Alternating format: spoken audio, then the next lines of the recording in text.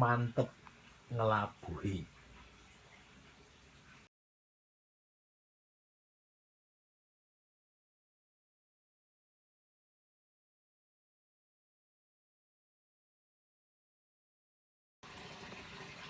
Sultan Hamengkubuwana kaping 9 angugemi. Sabda Pandhita Ratu tan kena wola-wali. Lamun wis dipangandikaake datan kersa Sultan njabel maneh. Kasunyatane nalika arep diaturi jumeneng wakil presiden kang kaping 2 Sultan datang kersa.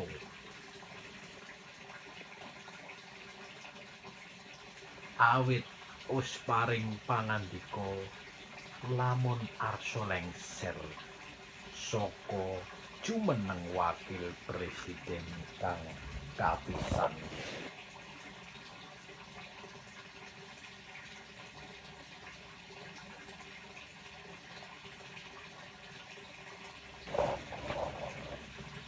Senadyan anggone ngaturi wola-wali,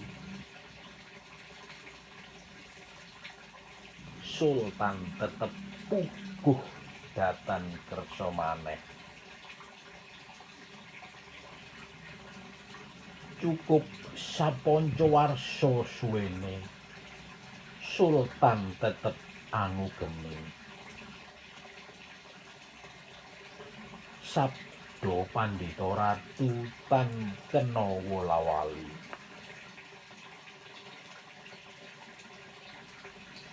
Minangka warisan turun-temurun paringe leluhur.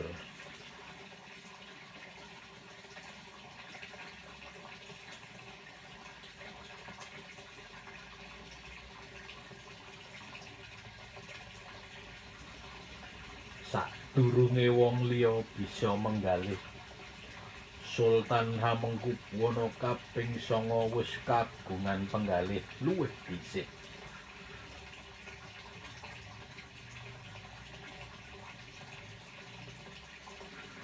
Dene ngersakake lamun Sitinggil lan pagelaran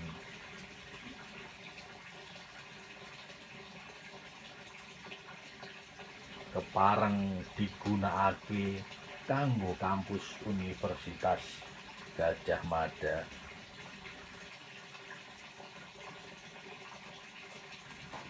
Ana ing purwaning jaman revolusi utawa proklamasi.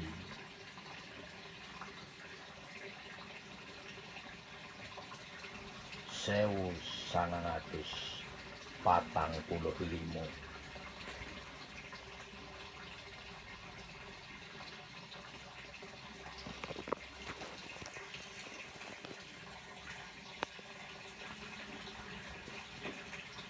Mengkono kena kanggo bukti lamun panjenengane Sultan Hamengkubuwana kaping 9 nyata wedi nerawang apa kang bakal dumadi sakmengku.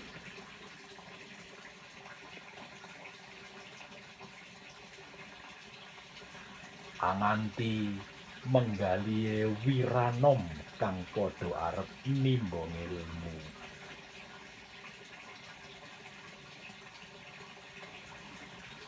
Bisa kanggo pacawisan gantining pangarsa kang ngayahi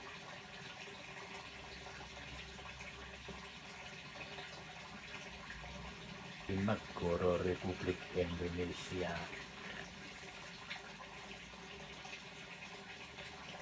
Mengkono kanthi tulus ikhlas.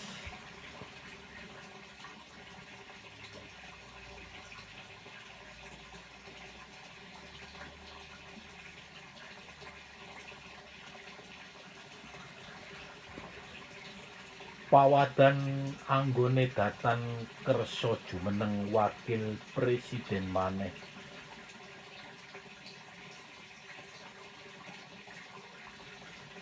amarga kasugengane lan wis titiwanci kanggo ngleremake penggalih.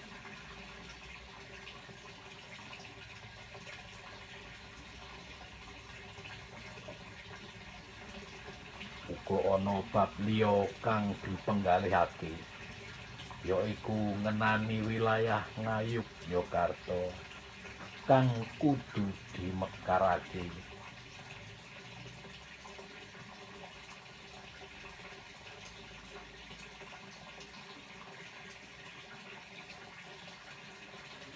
Dadi ora mung pemerintah sawiji.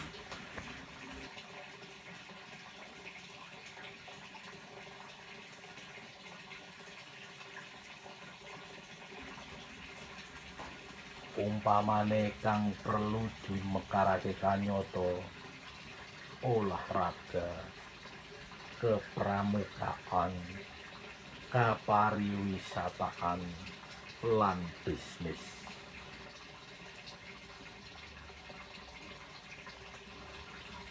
Kabeh mau kang cinaket marang penggalihe Sultan Hamengkubuwana kaping 9.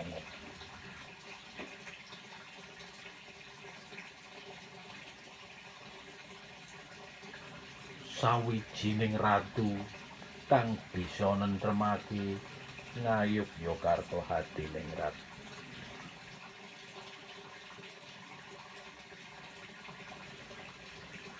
Kabeh kang wis ning penggalih lan kawicaksanan uga kang wis katindakake dening panjenengane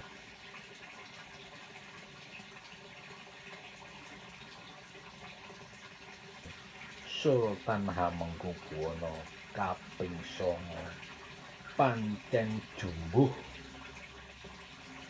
karo pangandikane Raden Mas Sosrokartana kang kawentar.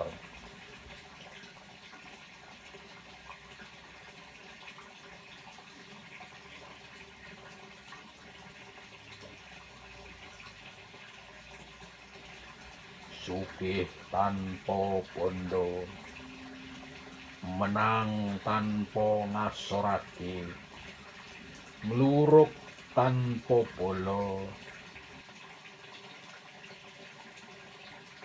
digdaya tanpa aji. Lamun wis pana larah-larahe, sapa kang datan mongkok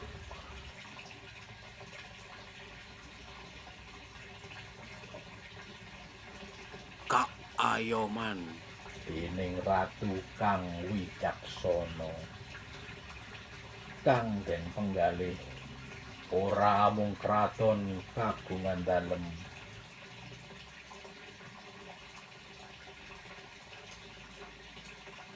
ananging nganti kersa dadi pelopore pamarentah demokratis.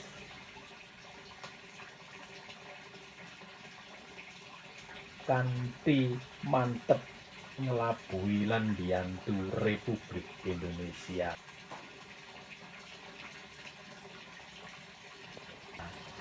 ing purwakaning proklamasi.